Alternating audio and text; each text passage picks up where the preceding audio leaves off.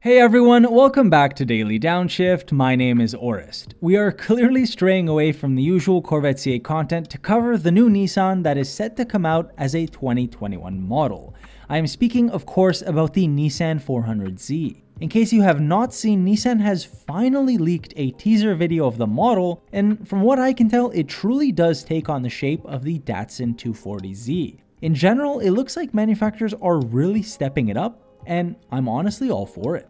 So the predecessor to this vehicle, the Nissan 370Z, came out around the same time as the GTR in the year of 2008. So it's definitely due for a full refresh. The asking price of this fully redesigned Z car will be below $40,000 USD, which seems to make sense as the 370Z starts around $31,000 and it goes up from there depending on the transmission and the trim level that you opt for. Additionally, sources close to the brand have confirmed that it will be a rear-wheel drive configuration just like every other model before it. And finally, the transmission. Prospective buyers will have the choice of a 6-speed manual or a Nismo-tuned automatic transmission, which should be a 7-speed. To move into the performance category, the 370Z currently utilizes a 3.7-liter V6 that has a total output of 332 horsepower. As of right now, reports are stating that this new 400Z should use the exact same 3-liter V6 twin-turbo from the Infiniti Q60, which is very fitting because Infiniti is obviously owned by Nissan. I would go even further and guess that this new model will probably have around 300 horsepower and 295 pound-feet of torque, just like the Q60. More than likely though, the Nissan team will probably tune it slightly so that it has more power than the outgoing 370Z.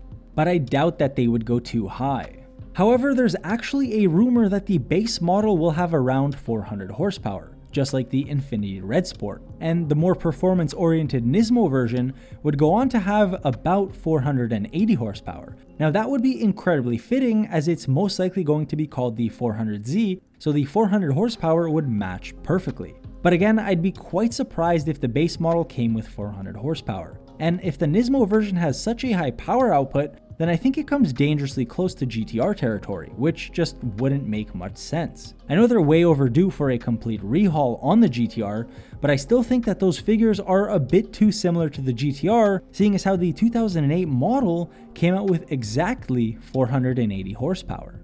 Just to give you some more interesting facts, global trademark filings have revealed that Nissan is probably rebranding their logo. But specific to this model here, they will also be using a Z badge that looks identical to the 240Z, which is done in what's called a serif font. To be honest, it's probably the most visually appealing letter Z that I've seen in my entire life.